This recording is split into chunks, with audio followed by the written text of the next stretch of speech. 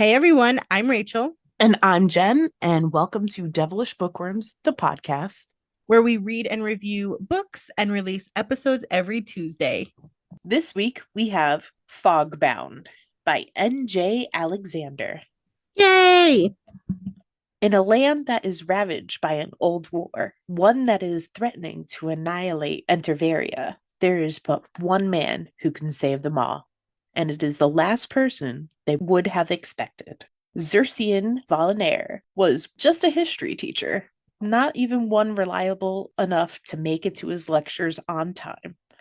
How could this be the man that is destined to be the only one to save the realm? Though he does not wish to fight, he is possessed by an ancient warrior that has different plans than Zercien. He has unwillingly enlisted to fight in a war against the Northerners, but he has also accepted a quest to bring back reinforcements to save his people. Will he succeed, or will he fail and doom his home and his brethren? Dun dun dun. Dun dun! So, Rachel, what did you think of this book? So, this book was a fantasy, and you know how much we love fantasy up in the bookworms. Love it. We love it. But you know what's funny is I refer to these types of books as quest books because there's so many different kinds of fantasy. There are so many different you know sub mini genres within, and I think that this one would be considered what, high fantasy, or like swords, what is this, sticks and swords, or swords and sticks, or something like that. But I call it a questy book. It's a quest fantasy because, like, when I read this book, it brought to mind, like, all of the books written by R.E. Sanders, and I would say Tolkien is quest art, has quest books. um so that's that. But I liked it. I thought that sometimes with quest books I am a little like about, because they're like hard to read. Everyone tries so hard to put, like, old-timey text or like whatever. But this book was not hard to read. It was very, like, user friendly for lack of a better term. Um and I dug it. See, I like how you describe it as, as people using like old timey language. And you're right, he really doesn't in this book. And he keeps it simple, but also complicates it, kind of like how, as you said, quest books are supposed to be. So Mm-hmm. obviously they're going on a quest. They're gonna come into contact with all these sorts of issues that will happen, people that come out of the woodworks to fight them and try to kill them, blah blah blah.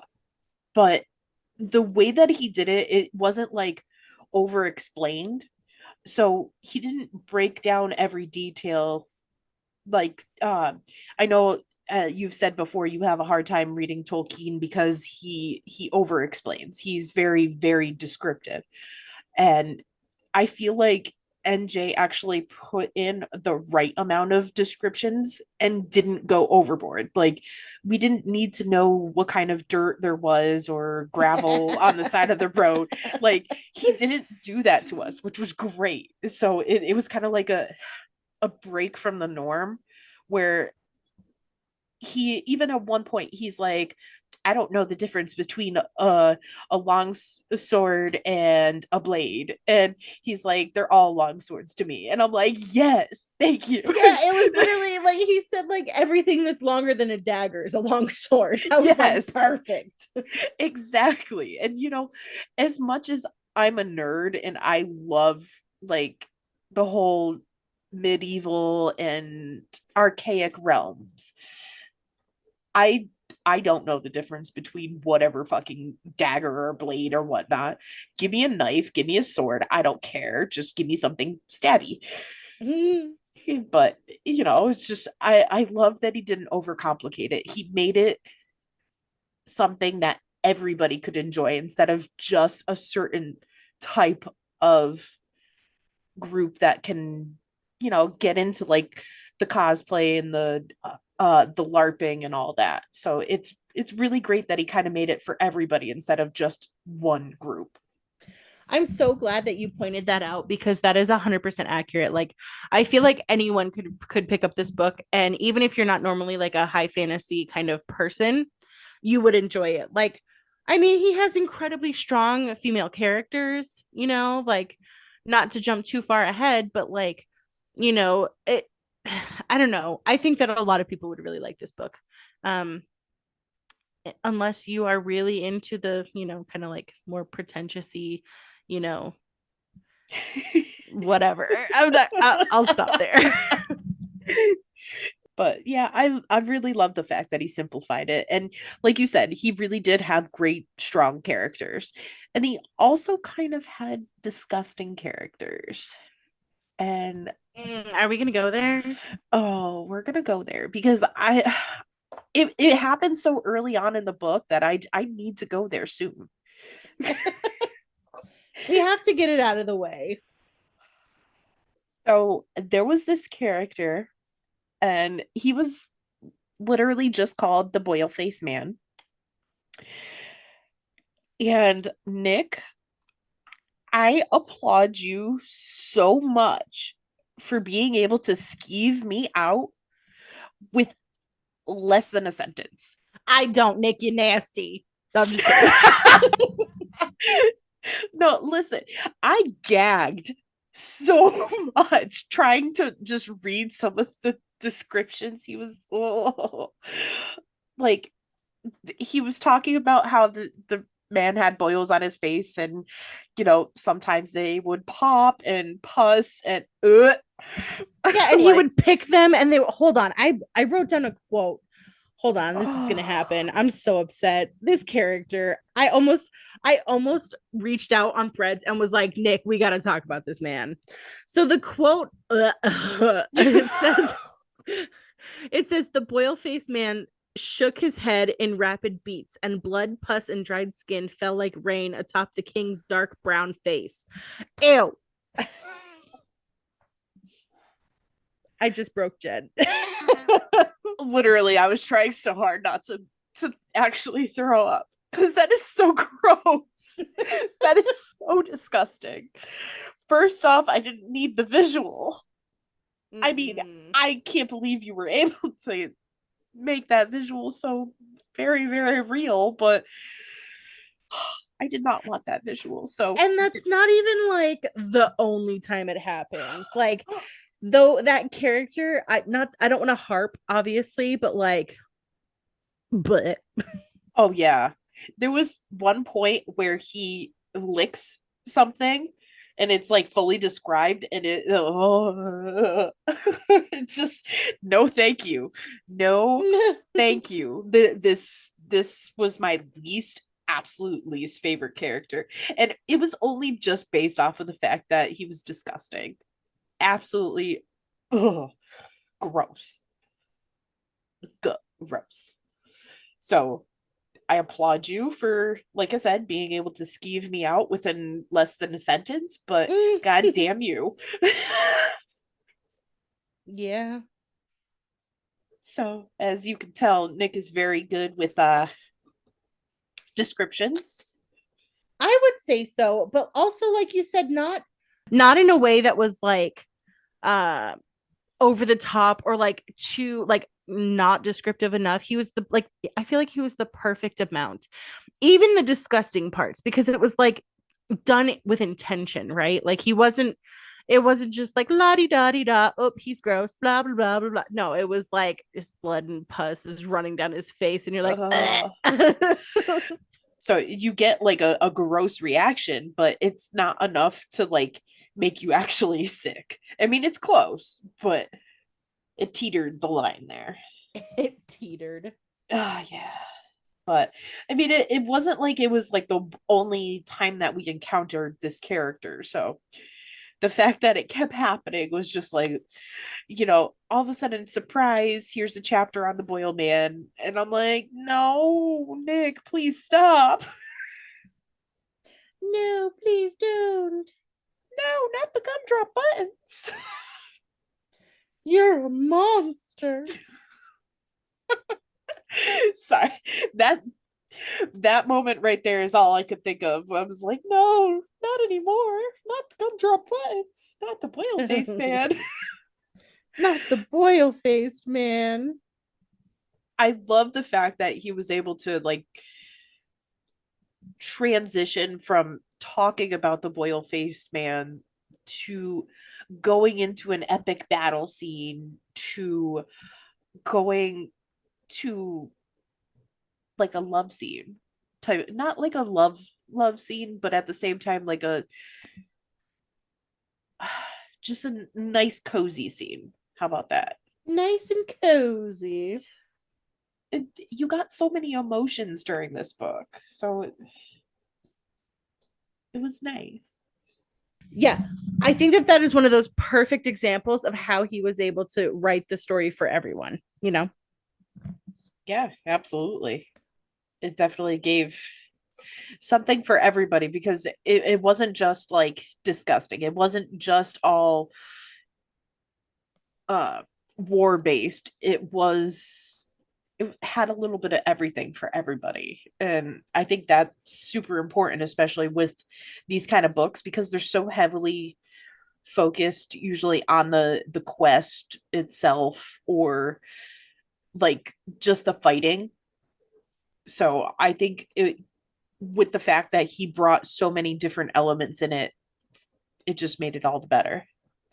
Oh, you know what I loved? What's To that? take it way, way, way back to the beginning. I love when we start off a book or something with a journal entry or like a diary entry.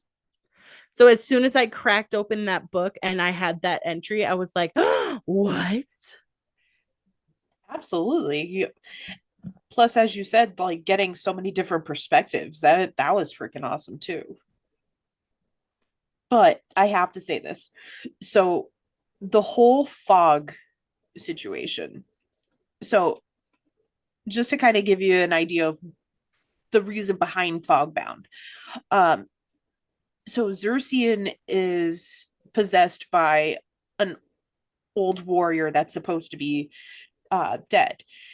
And he is every time that Zercien feels that the warrior is going to take over, there is a fog that kind of comes in around him, and then he gets a pain in the head, and all of a sudden he starts losing control. Whether that be just like with his body or just his mouth or whatever it may be at that time.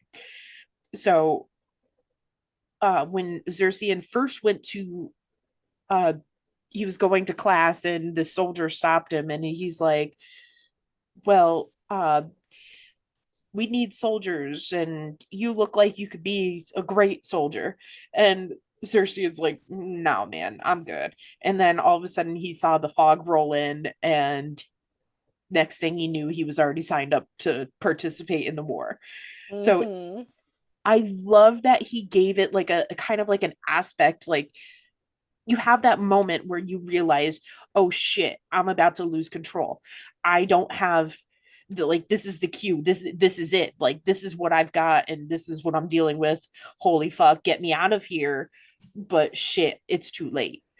And I love that he did that like that because it showed that it's kind of like everybody, you have that moment where you kind of lose yourself in your thoughts or in the moment. And I feel like that was kind of like the whole representation of that fog is like you're starting to lose it in that moment and life just takes control.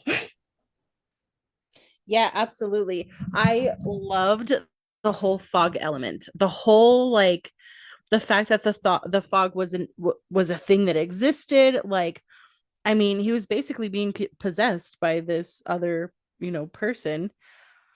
I love that as like a device, because you get to see how the person is affected by not only another person, which, I mean, we're all affected by people, but like how it makes them change.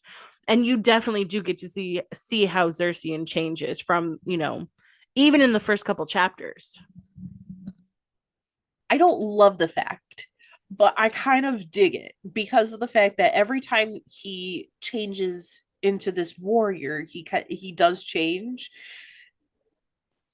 but everybody's like, you're starting, like, what's wrong? Like, you're different. Like, what's going on?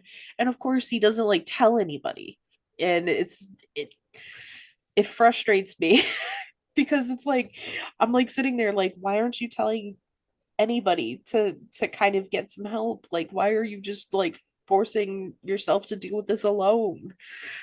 But Really? but You didn't identify with that part at all? you shut up because I was just gonna say, well, fuck, I do the same shit. That's why I didn't like it. Hit too close to home. Because he called your ass out. Yes. But hey, we all have our problems. Do you have a favorite character? I surprisingly don't have a favorite character. I did really like his wife. Um, because I fell in love with his wife. Like, so sweet, and she knows her husband so well. And like, but she like also has a backbone. So there was one point that he wasn't telling her what was wrong.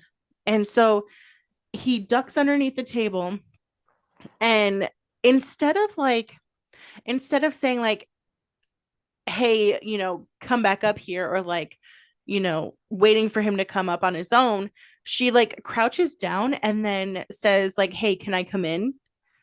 And I thought that it was such a cute way to show that she met people at their level. Cause like sometimes you have to meet someone at their level. Like, something as simple as like being under the table will make someone more comfortable than telling you something standing up.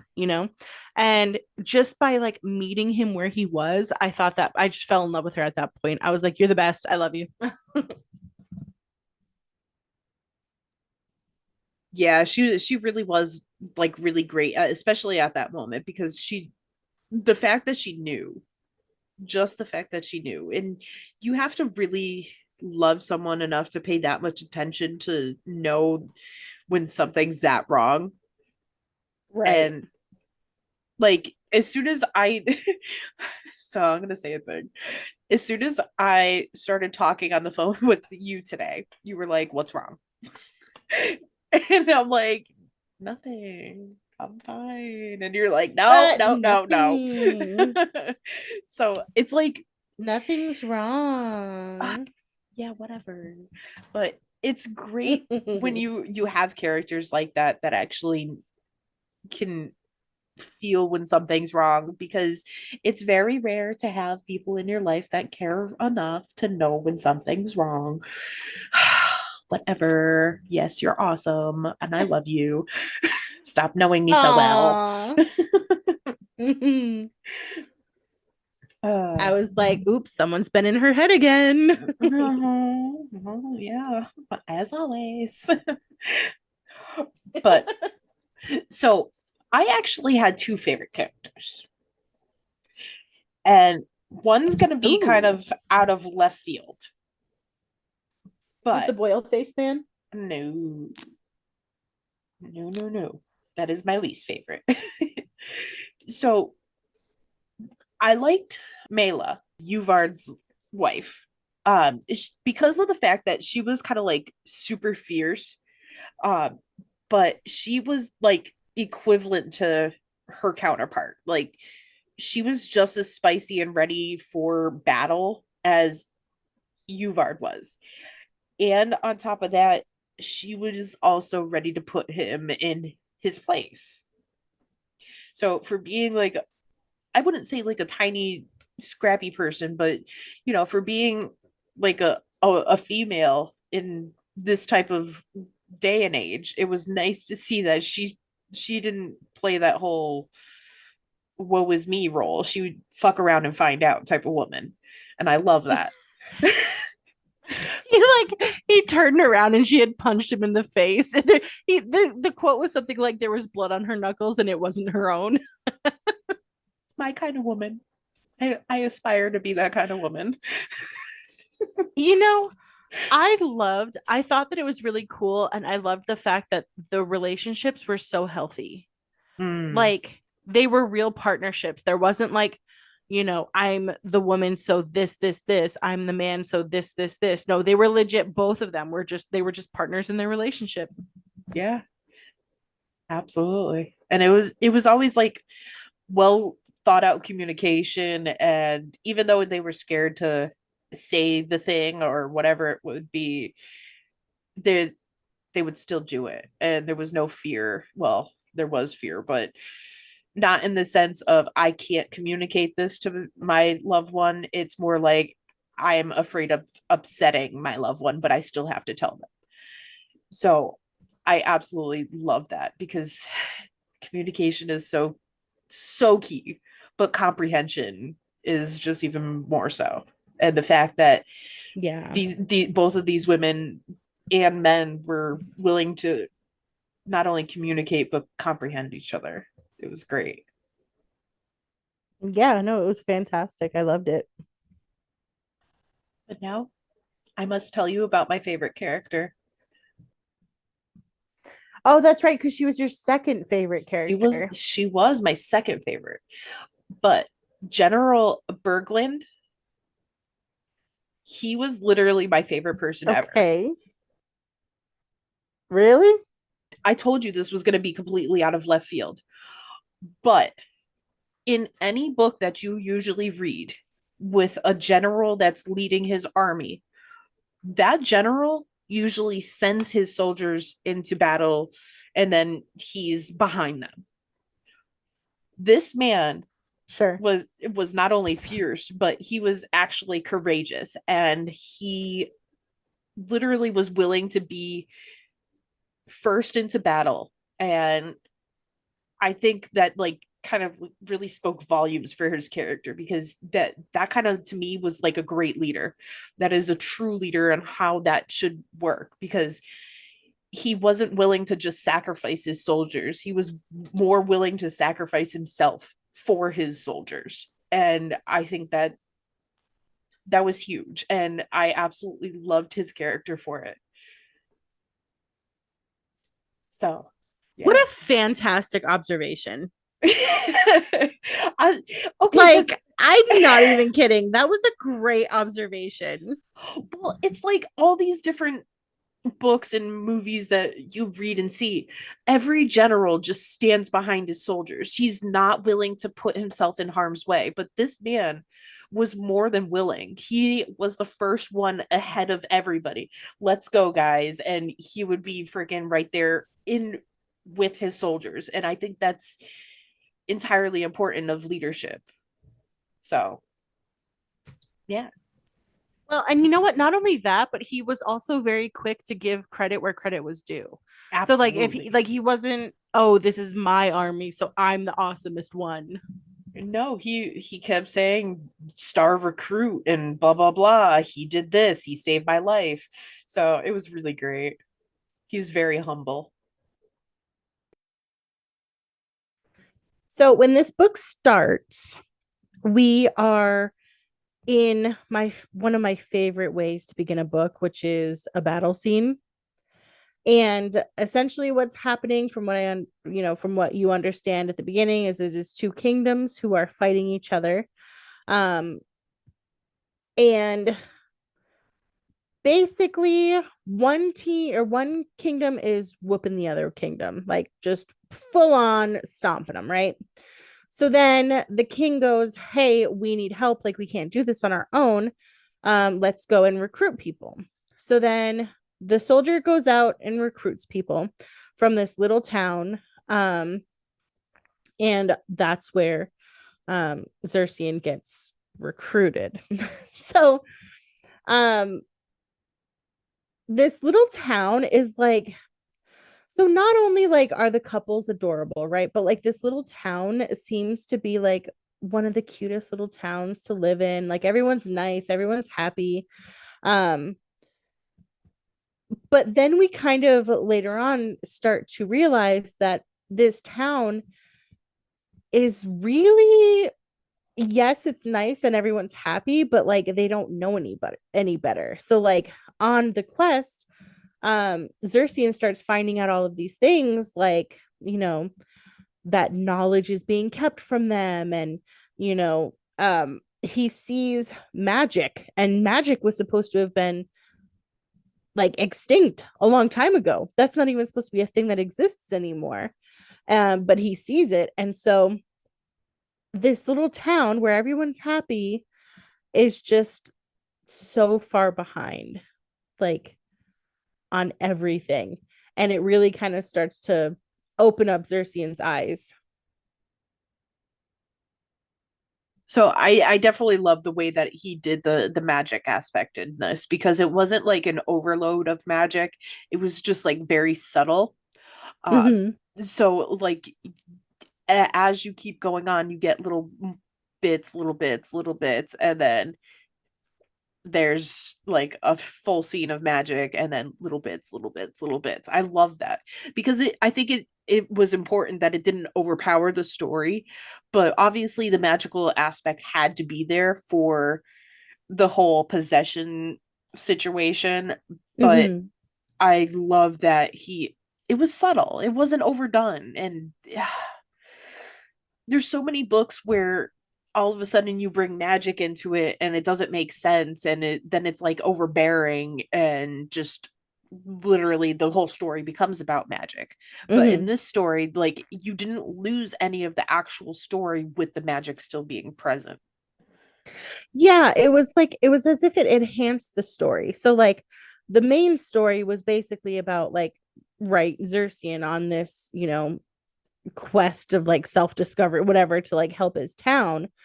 But like also he learned all of these other things, and the magic was just kind of like there, which even more makes sense because of the fact that like he was a teacher. So when you think about teachers, you think about like, the logic, and you think of, I mean, of course there's teachers of magic, but you get what I'm saying? Like there's that logical aspect.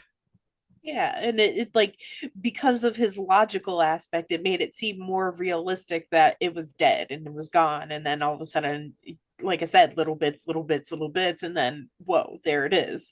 Whoa, Whoa. whoa. Ah. But yeah, I don't know, just well done with that. Like that, I can't really complain about that part at all.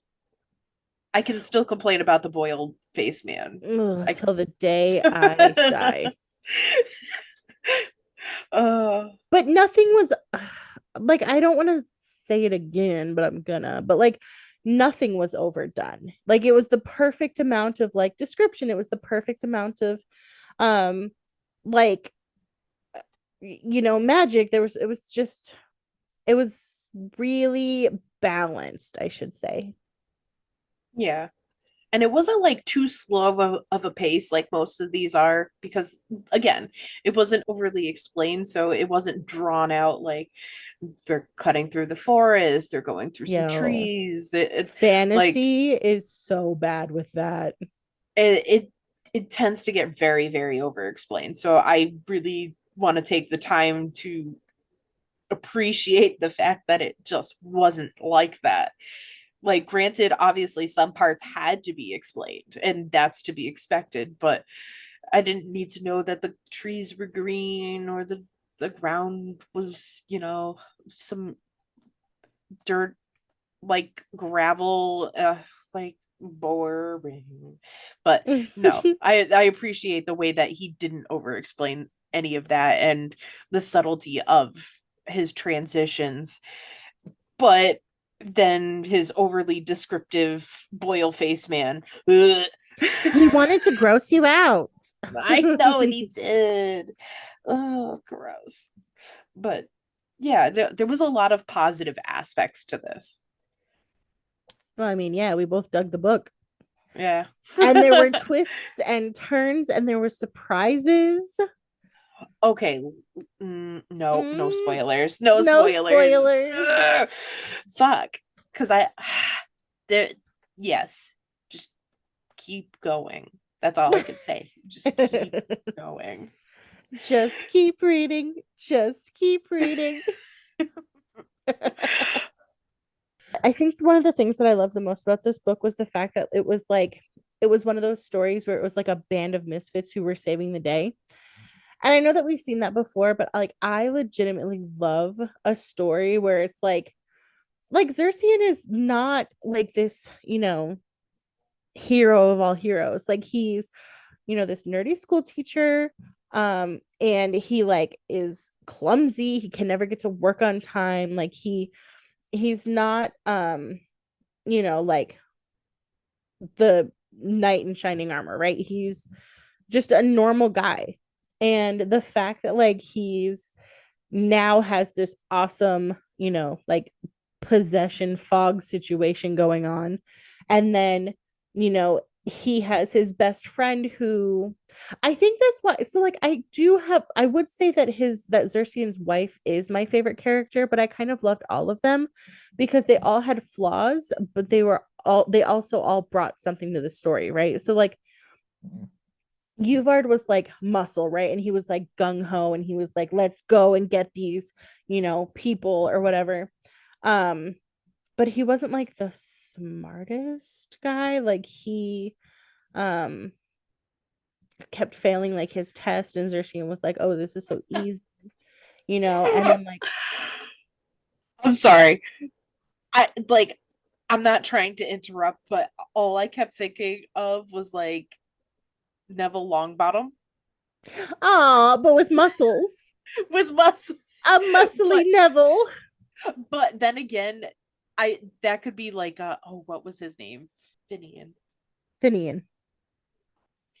So Neville Longbottom could be Finian.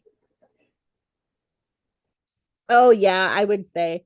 Oh my gosh, my favorite quote. By the way, do you have a favorite quote from this book?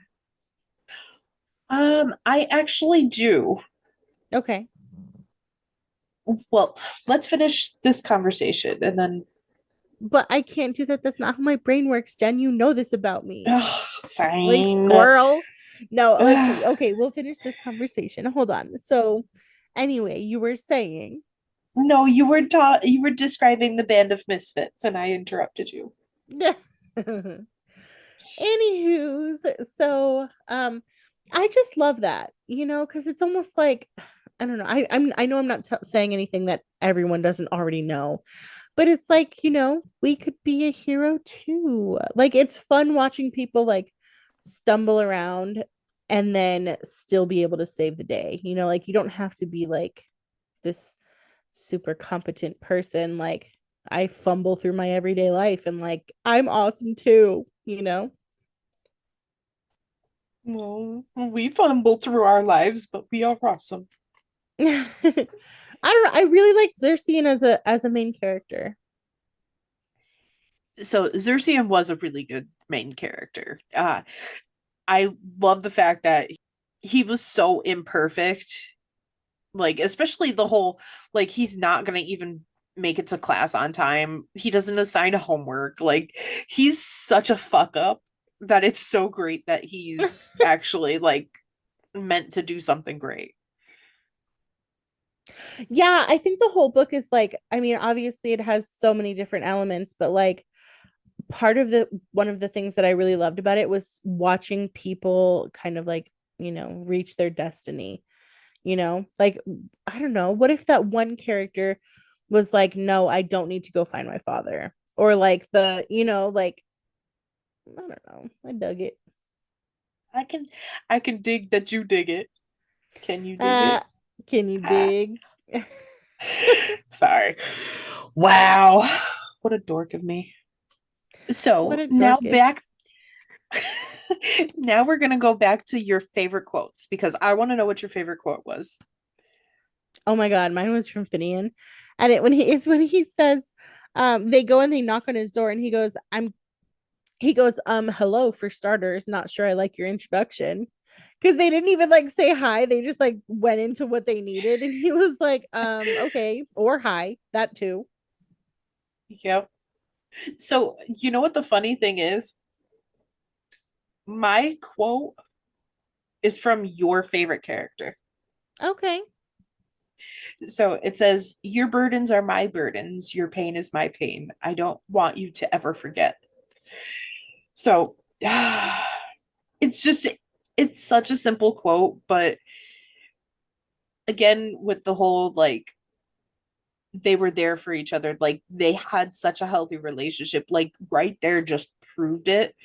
But I think more people need to understand that when you're in a committed relationship like that, like it's it's all or nothing. Like those burdens are your partner's burdens, and your pain is their pain as well. Like no one ever wants to see their partner in pain. So when they see them in pain, they want to fix it, and it causes them pain to see them in pain.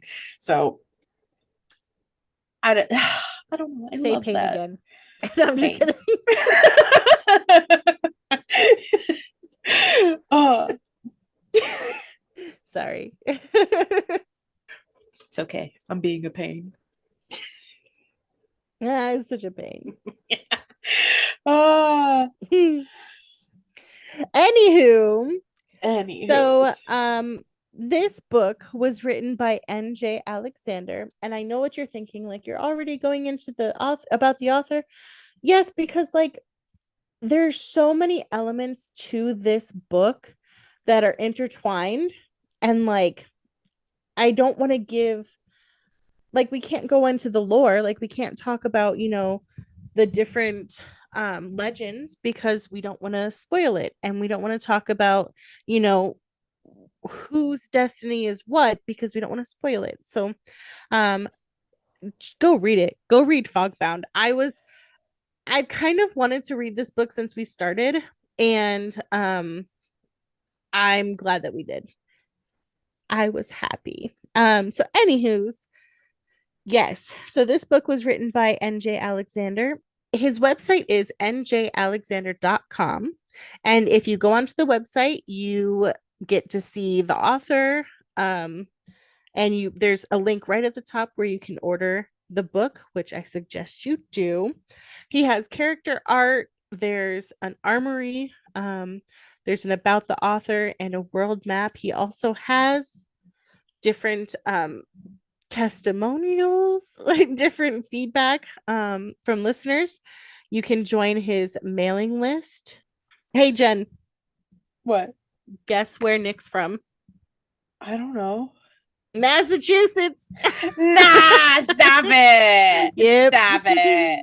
Oh, how Of funny. course he is. A fellow masshole. I A love it. fellow, just, we just keep seeing him all over the place. We just unwittingly, we just continuously read and feature books on the podcast from people by people from Massachusetts. And the funny thing is we don't know about it until afterwards. I swear it's because Mass is such a creative space, you know? Yeah. We just pop out freaking authors and poets and musicians just all over the place. I mean, shit. We even had Dr. Seuss. I mean, Dr. Seuss. you really can't get more freaking prominent than that. So, well, you can, but Yes, you can. well, we had You nerd. Emily Dickinson. Isn't she from Mass? I don't know. Who didn't love Dickinson? Well, I didn't ask if you loved her. I just asked where she's from. I don't know. Where is she from? Now I gotta Google it. Now I gotta Amherst, Google. Mass. Ha! No I way. was right. Oh, look at that. Jen knows fucking history. That's going to be the only time you ever hear me come up correct on some historical fact that isn't pertaining to African American history. I can't even, like, do you have any idea how many like bands and musicians are from Massachusetts? Dude, Stained, Yes, Stained. Bon Um Jovi. the Cars, Boston, Godsmack.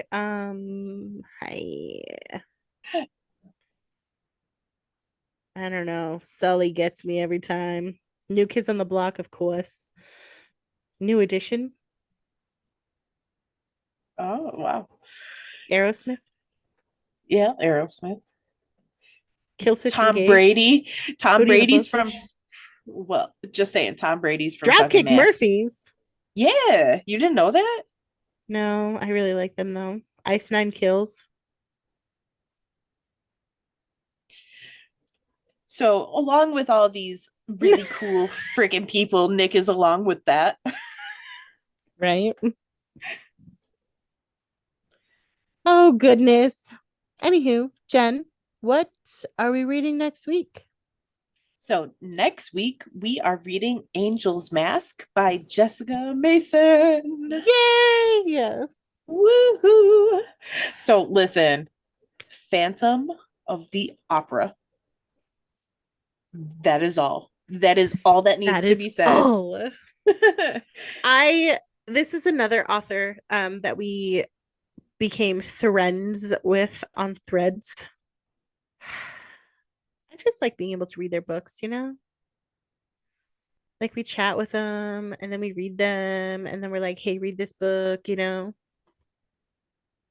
Yeah, absolutely. Like, I don't know about you, but for me, I feel like I fangirl a lot with some of these authors because I'm like, oh my God, this published author is totally talking to us. And then, oh my God, they liked our stuff. Ah! So, like, last Speaking week of with, that, oh, go ahead. like, I was gonna say, like, last week with Linda Ling, when she was like, oh my Oh my God, I God, that love was so your cute. reels. Oh my God, she like made my life.